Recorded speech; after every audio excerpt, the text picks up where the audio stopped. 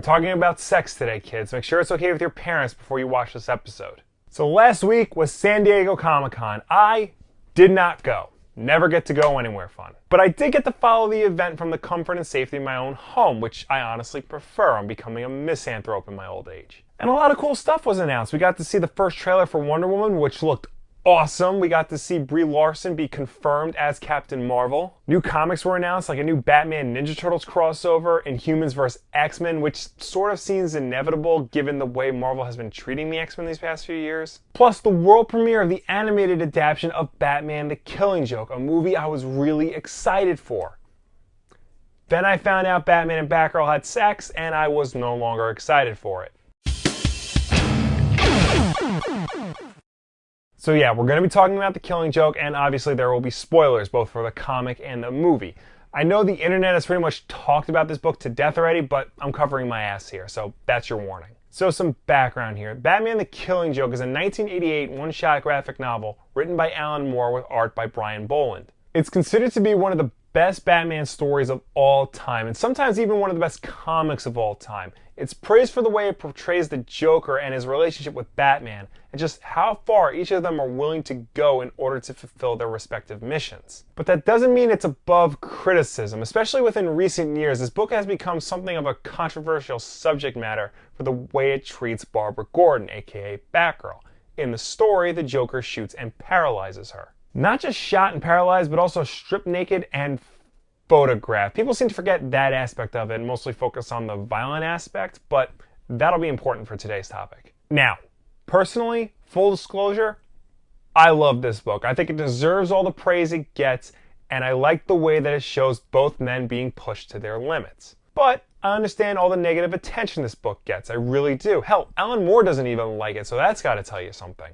I mean, let's be brutally honest here. Barbara Gordon, who's one of the most popular characters in all of comics, serves no other purpose in this story other than to get shot. She's more or less just a plot device instead of a character. They could have replaced her with just about anybody and the end result would have been basically the same. I mean, yeah, the scene where her father is forced to look at the photos of her would have been a little different, but not by much. Now, the idea of doing an animated feature based on The Killing Joke has been tossed around ever since Warner Brothers first announced they would be making animated direct-to-video movies based on some DC comics. In 2015, animation legend Bruce Timm announced that they were in fact doing an animated version of The Killing Joke, and that it would star Mark Hamill and Kevin Conroy, aka the only two people who should play Batman and the Joker in this film. It would also be rated R, and perhaps most interestingly of all, they would be adding to the story. See, The Killing Joke is a short book. It's only about 48 pages long, and the average DC animated film is about 75 minutes. So a 48-page comic is not enough material to stretch out over 75 minutes runtime. So new content had to be added, and Bruce Timm said that they were going to use this time to focus more on Batgirl and expand her role to be more than just a mere plot device. Which is great. Here's your chance to take something that hasn't aged well and that a lot of people don't like and make it right. You can make it timeless, and you can make it so that one of the most popular characters in all of comics is more than just a victim. So what's their grand solution? Well, the first 30 minutes of the film is all new content, focusing on Batman and Batgirl as they try to take down a stereotypical mobster. Which, yes, is not the most groundbreaking of ideas, but it's meant to serve as a prequel to the main Killing Joke story and tell the origin of why Barbara isn't Batgirl during the events of the book. Except it doesn't do a great job. It's totally out of place with what Alan Moore originally wrote, and it's not deep on any level. They try to add some depth to it by talking about walking into the abyss, but it all falls flat. Overall, it just seems out of place and, in the end, has nothing to do with The Killing Joke. It gets even worse in their portrayal of Barbara Gordon because they portray her as somebody who's impulsive, reckless, and very overly emotional. Like stereotypical crazy ex-girlfriend emotional. The result is a character who isn't the Batgirl we know, the smart, capable Batgirl of the comics and the previous cartoons. This is a character who's solely defined by her relationship with Batman. This all culminates in the now infamous sex scene between Batman and Batgirl, which I'm sure you've all heard about by now. Hell, I mentioned it in the top of the episode. First of all, ew, I don't want to see Batman have sex with anyone. That'd be like watching my parents have sex.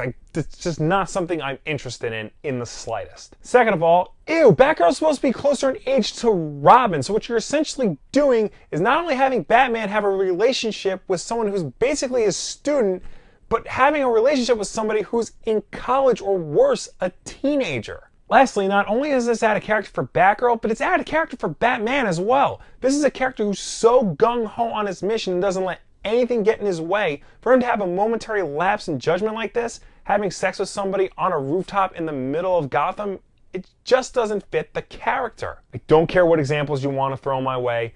I have New 52 Catwoman #1, I've read that, and I know about the scene in All-Star Batman and Robin. But that's not who he is, and you can't convince me otherwise. It's a shame that this prequel portion is so bad and gets so much wrong, especially when the second half of the movie, which is more or less a straight adaptation of the book, is pretty good. And it sucks that not only is all this new stuff overshadowing all the good work that went into adapting The Killing Joke, it's making that story worse. I guess this really shouldn't have been that much of a surprise. I mean, Bruce Timm has been trying to hook up Batman and Batgirl for a long time. There have been hints of this in Batman the Animated Series and Batman Beyond, but those are more subtle hints. This is full-on explicit, they had a relationship. And the screenplay was written by Brian Azzarello, who seemed to be DC's go-to guy for when they want to add to the legacy of things that were once considered untouchable classics. He did 2 Before Watchmen stories, he's doing Dark Knight 3, and now he's doing the Killing Joke animated movie. But his superhero stuff is generally hit or miss, so we should have seen a problem with this coming. Also, he called somebody a pussy during the Comic-Con panel, and that's just bad form. Now, I can confirm that I have seen the Killing Joke movie. I'm actually filming this a lot later than I usually do because I wanted to see it and give a full, honest review, and not just base my opinion on what I've read on the internet. But I can confirm what IO9, Bleeding Cool, and other websites are saying.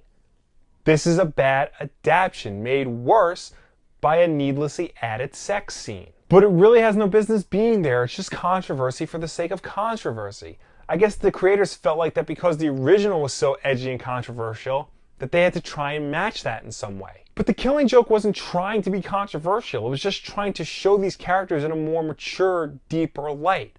And real mature, not just fake mature that adds sex and violence like your average M-rated video game. If you ask me, I'd rather they just adapt The Killing Joke straight and don't even bother adding anything. I mean, yeah, it would only be a 40-minute movie, but it'd be a good 40 minutes. Maybe include another short film based on another Alan Moore story, like his Night Olympics story from Detective Comics. Or bring back DC Showcase. You did the Spectre, you did Jonah Hex. I mean, there are more characters in DC's pantheon that you can adapt to animation.